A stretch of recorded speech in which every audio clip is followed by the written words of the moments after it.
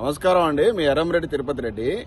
ఈరోజు ముఖ్యమంత్రి గారు తన దగ్గరకు వచ్చినటువంటి ఎమ్మెల్యేలతో మాట్లాడుతూ ఒక విచిత్రమైన ప్రకటన చేసిండు. ఏంటంటే ఎమ్మెల్యేలు వచ్చి తనని అడుగుతుర్రట, అన్నా మేము ఎమ్మెల్యేలు అయిపోయినాం, మీరు ముఖ్యమంత్రి అయ్యారు, కొంతమంది మంత్రులు అయ్యారు, మన అందరికి పదవులు వచ్చినాయి కానీ మన ఎంబడి తిరిగే కార్యకర్తలకు ఇప్పటివరకు ఏం చేయలేదు. కాంగ్రెస్ పార్టీ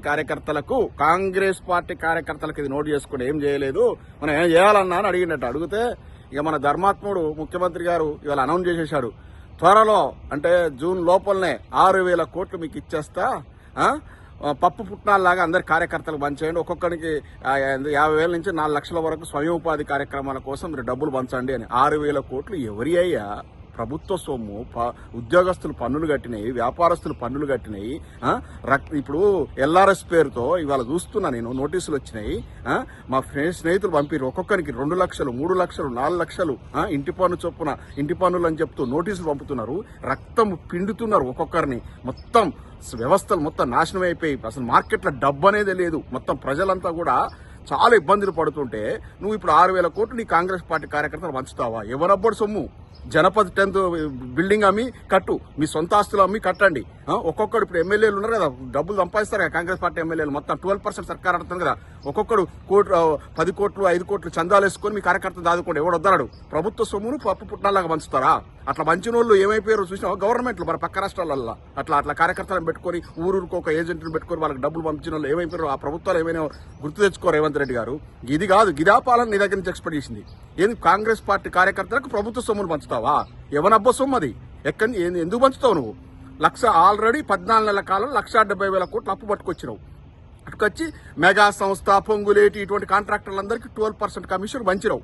మొత్తం ఒక్కటి ఏమన్నా డెవలప్మెంట్ ఉందంటే అబ్సల్యూట్లీ జీరో. తెలంగాణలో ఒక్క పని చేయకుండానే 1,70,000 కోట్లు అప్పు పట్టుకొచ్చినావు. ఇప్పుడు మళ్ళీ 6,000 కోట్లు తీసుకొచ్చి కాంగ్రెస్ పార్టీ కార్యకర్తలు పంచుతావా?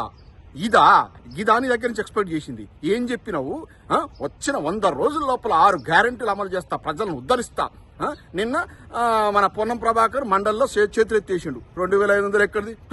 మహిళలకు ఇచ్చేది ఎక్కడిది లేదు, తులం బంగారం ఎక్కడిది లేదు. ఇవాళ స్కూటీలు ఎక్కడిది? మీ ప్రియాంక గాంధీ తీసుకొచ్చి అనౌన్స్ చేపిస్తావు కదా. ఒక్కొక్కరికి అమ్మాయిలందరికీ స్కూటీలు ఇస్తాం కాలేజీలో. ఎక్కడి స్కూటీలు ఎక్కడా? ఫస్ట్ నువ్వు చెప్పిన 6 గ్యారెంటీలు అమలు చేయి. కాంగ్రెస్ పార్టీ కార్యకర్తలకు ప్రభుత్వ సొమ్ము పంచుతావా? దీన్ని కోర్టులు సుమాటగా తీసుకోవాలి. పార్టీ కార్యకర్తలకు పైసలు పంచేది ఎక్కడిది? 6,000 కోట్లు ఎవనబ్బ సొమ్ము? కొంచెం అన్న ఉండాలండి. ఈ పరిపాలన మీ దగ్గర నుంచి ఎక్స్పెక్ట్ చేసింది. ఏదో ఉద్ధరిస్తాం అనుకున్నారు, ప్రజలు నమ్మిర్రు, మోసపోయిర్రు. ఇక చూడండి రానున్న రోజుల్లో మీ కాంగ్రెస్ పార్టీ మీ పరిస్థితి ఎట్లుంటుందో. ఖబర్దార్, ఇట్లాంటి ఆలోచనలు మానుకోండి. ప్రభుత్వం మీరు ఏదైతే 6 గ్యారెంటీలో వాటిని చిత్తశుద్ధి ఉంటుందో వాటిని అమలు చేయండి. ప్రభుత్వ సొమ్మును తీసుకుపోయి కాంగ్రెస్ పార్టీ కార్యకర్తల మంత్రులు మీరెవరండి? ఇట్లాంటి దరిద్రపు కొట్టు కాంగ్రెస్ పాలన తీసుకొచ్చుకున్నందుకు తెలంగాణ ప్రజలారా ఆలోచించండి. ప్రశ్నించే గొంతుకలై నేను చెప్తున్నా, ఇక్కడ విద్యార్థి లోకానికి, నిరుద్యోగులకు, అందరికీ, సకల ప్రజానికానికి, సకల జనులకు నేను పిలుపునిస్తున్నా.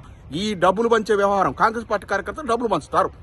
ఇప్పుడు ఇన్ని రోజులు నాయకులు దొబ్బుతున్నారు, ఇప్పుడు కార్యకర్తలు దోషపెడతారా? రాష్ట్రాన్ని సర్వనాశనం అయిపోయింది కాంగ్రెస్ పార్టీ అధికారంలోకి వచ్చాక. తెలంగాణ అంటేనే ఎట్లుండే, ఎంత ఉజ్వలంగా ఉండే. ఒక 1 ఇయర్ క్రితం మన టీఆర్ఎస్ పాలన ఎట్లుండే? ఇంత దరిద్రం కొట్టి పాలన చేస్తారా? ఐ హేట్ మై సెల్ఫ్ ఇట్లాంటి చెత్త ప్రభుత్వాన్ని చూడడం. జై తెలంగాణ.